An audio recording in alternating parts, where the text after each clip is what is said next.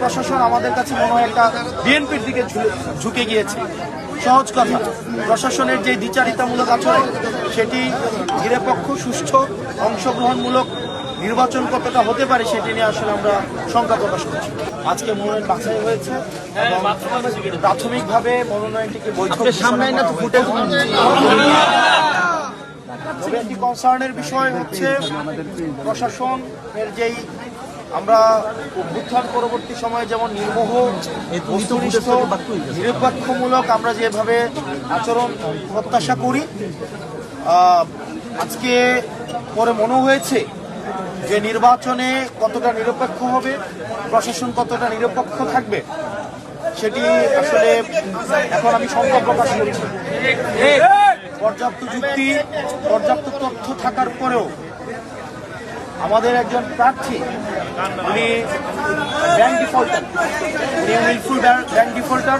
উনি একাধিক আর্থিক প্রতিষ্ঠান থেকে বিগত বিভিন্ন সময়ে উনি লোন নিয়ে সেটি আর ফেরত দেয়নি। দেশের অর্থকে উনি তসরুফ করেছেন এবং ব্যাংক ডিফল্টার হওয়া সত্ত্বেও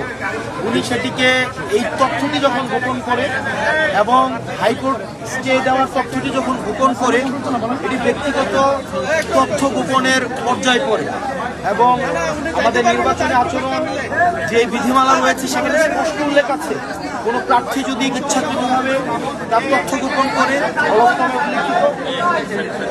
তাহলে সেটি তার প্রার্থিতা বাতিলের যে বিধান রয়েছে, কিন্তু আমরা দেখতে পেয়েছি প্রশাসনের কাছে আমরা পর্যাপ্ত তথ্য প্রমাণ এবং যুক্তি উপস্থাপন করার পরেও সেখানে প্রশাসন কতটা নিরপেক্ষ আচরণ করতে পেরেছে সেটি আসলে প্রশ্নবিদ্ধ। তো আমরা এখনো প্রত্যাশা করি, কিন্তু প্রশাসন আমাদের কাছে মনে হয় একটা বিএনপির দিকে ঝুঁকে গিয়েছে।